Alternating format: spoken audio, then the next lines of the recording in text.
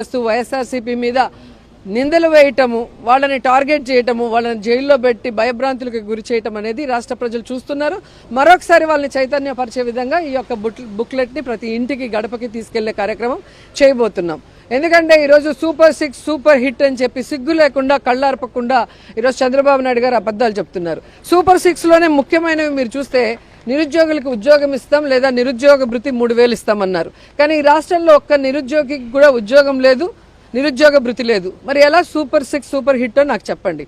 అలాగే ఆడబిడ్డ నిధి 18 ఏళ్ళు దాటిన ప్రతి మహిళ ఇంట్లో ఎంతమంది ఉంటే అంతమందికి 1500 ఇస్తామన్నారు. నీకు 1500, నీకు 1500, నీకు 1500 అని ఏ విధంగా వీడియోలు వేసి ఏమార్చారో మనం చూసాం. మరి ఈరోజు ఆ 1500 18 ఏళ్ళు నిండిన ఇంట్లో ఒక్కరికైనా ఇచ్చారా? ఎంతమంది ఉంటే అంతమందికి కాదు, ఒకరికైనా ఇచ్చారా నేను అడుగుతున్నా. మరి సూపర్ 6 సూపర్ హిట్ అని ఎలా మీరు చెప్పగలరు? అలాగే మీరు చూస్తే జగన్మోహన్ రెడ్డి ఇచ్చే ప్రతి సంక్షేమ కార్యక్రమాన్ని ఇస్తున్నారు. చేయూత ఇస్తున్నారా? అలాగే డ్వాక్రా అక్క చెల్లెమ్మలకి 0 వడ్డీకి ఇస్తున్నారా?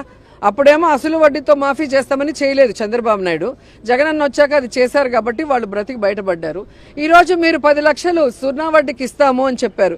0 వడ్డీ లేదు, 10 లక్షలు లేదు. మరి ఏ విధంగా మీరు ఈ సెలబ్రేషన్స్ చాలా ఘనంగా చేసుకుంటున్న మహిళకి మేము ఏదో చేశామని శ్రీశక్తి అని పేరు పెట్టుకున్నారు.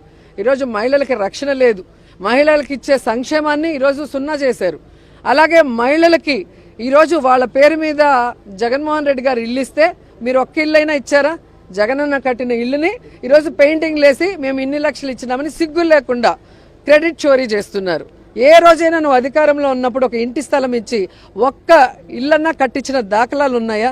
ఎప్పుడు కూడా గత ప్రభుత్వాలు, అంతకు ముందున్న ప్రభుత్వాలు కట్టిన వాటికి 0 కొట్టుకుని నీ పేర్లు పెట్టుకుని ఓపెన్ చేసుకోవటమే కానీ ఈ 2 ఏళ్లలో నువ్వుగా సంతకం చేసి ఒక కార్యక్రమాన్ని స్టార్ట్ చేసి దానికి ఫండ్ కేటాయించి దాన్ని పూర్తి చేసి దాన్ని ఓపెన్ చేసిన దాఖలాలు ఉన్నాయా అని అడుగుతున్నా. ఈరోజు చంద్రబాబు నాయుడు ఒక మోసగాడు అంటే ఆయన కొడుకు మరీ వరస్ట్గా తయారయ్యాడు. ఈరోజు ఆయన్ని ప్రెసిడెంట్ చేశారంట పార్టీకి. ఆయన ఎప్పుడైతే మరి ఈ విద్యాశాఖ మంత్రి అయ్యాడో విద్య కుంటుబడింది, విద్య మూలకి వెళ్ళింది. ఈరోజు స్కూళ్ళ విషయాలకే వద్దాం. నాడు నేడు స్కూల్స్ ఫినిషింగ్లో ఉన్న ఆ స్కూల్స్ని ఫినిష్ చేశాడా ఈ రోజుటి వరకు? మీ నాన్న 4 సార్లు ముఖ్యమంత్రి అయ్యాడు. ఒక్క స్కూల్ రూమ్ కట్టడానికి తలకిందులు తపస్సు చేసేవాళ్ళు. కానీ జగనన్న ప్రతి స్కూల్ని రెన్యువేట్ చేయించి దానికి కావాల్సిన బుక్స్ కానీ, యూనిఫామ్స్ కానీ, వాటర్ ప్లాంట్, ప్యూరిఫైడ్ వాటర్ కానీ, వాళ్ళకి 5 రోజులు 5 రకాల భోజనం కానీ ఆ స్కూల్స్లో పిల్లలకి, అలాగే ఆడపిల్లల కోసం బాత్రూమ్స్ రన్నింగ్ వాటర్తో కానీ ఎన్ని కావాలంటే అన్నీ చేసి ఇచ్చాడు కదా. మరి మీరు ఎందుకు చేయలేకపోతున్నారు?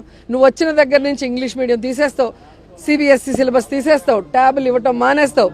ఈ సంవత్సరం అయితే ఏకంగా విద్యా కానుక ఇవ్వలేనని చేతులు ఎత్తేసావు.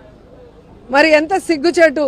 ఈరోజు లోకేష్ లాంటి మంత్రి ఉండటం, ఈ విద్యా అమ్మఒడి ఇవ్వరు, ఫీజు రియంబర్స్మెంట్ ఇవ్వరు, ఆ పిల్లలు చదువుకున్న వాళ్ళకి ఉద్యోగాలు ఇవ్వరు, నిరుద్యోగ భృతి ఇవ్వరు. ఈరోజు కాలేజీల్లో స్కూల్లో ఏ విధంగా ఆడపిల్లల్ని హెరాస్ చేస్తుంటే, వాళ్ళ మీద దాడులు చేస్తుంటే, రేప్ చేస్తుంటే పట్టించుకో. నువ్వు మంత్రిగానే పనికిరావు అంటే ఈరోజు మీ నాన్న నిన్ను ఏదో చేయాలని ఈరోజు పార్టీ ప్రెసిడెంట్ చేశారంటే ఈ రాష్ట్రం ఏమవుతుందన్న భయం ప్రతి ఒక్కరికి కూడా ఈరోజు కలుగుతుంది. అండ్ ఈరోజు ఏదైతే ఈ పార్టీతో కంబండై ఉన్న జనసేన పార్టీ ప్రశ్నిస్తాను అని పార్టీ పెట్టానని చెప్తాడు. చంద్రబాబు నాయుడు ఇన్ని తప్పులు చేస్తూ ఈరోజు ఇన్ని ఘోరాలు చేస్తూ రైతుల్ని, మహిళల్ని, విద్యార్థుల్ని అందరినీ మోసం చేస్తుంటే ప్రశ్నించాల్సిన పవన్ కళ్యాణ్ గారు ఎందుకు ప్రశ్నించటం లేదు? ప్రశ్నించకపోగా మళ్ళీ ఫ్రస్ట్రేషన్ ఒకటి. సో ఇవన్నీ చూస్తుంటే ఈరోజు మహానాడులో వీటి గురించి వాళ్ళు ఏమైనా డిస్కషన్ చేసి వాళ్ళ తప్పుల్ని సరిదిద్దుకొని ప్రజలకు ఇచ్చిన వాగ్దానాలని నెరవేరుస్తారనేది గమనిద్దాం. వాళ్ళు చేసేది ఏమి ఉండదండి. ఆల్రెడీ బీజేపీ గారు బిల్లు పెట్టినప్పుడు ఎందుకు తెలుగుదేశం వాళ్ళు దానికి ఓటు వేయలేదో చెప్పండి. ఈరోజు ఈయనేదో లోకేష్ కొత్తగా 33% ఆయన తీసుకొచ్చినట్టులాగా చెప్తున్నాడు. మరి గతంలో ఎందుకు మీరు దాని గురించి డిస్కస్ చేయలేదు? 4 సార్లు ముఖ్యమంత్రి అయినప్పుడు మీ నాన్న ఎందుకు అసెంబ్లీలో దాన్ని తీర్మానం చేసి పంపించలేదు? మొన్న మోడీ ప్రభుత్వం పెట్టినప్పుడు మీరు ఎందుకు ఓటేయలేదో చెప్పండి. కాబట్టి ఇంకా పిచ్చోళ్ళు ఎవరూ లేరు. ప్రజలు తెలివైన వాళ్ళు. ఈరోజు సోషల్ మీడియా ఉండటం వల్ల అందరికీ కూడా అన్ని విషయాలు తెలుస్తున్నాయి. మీరేదో చెప్పేస్తే దాన్ని నమ్మే పరిస్థితిలో ఎవరు కూడా లేరు.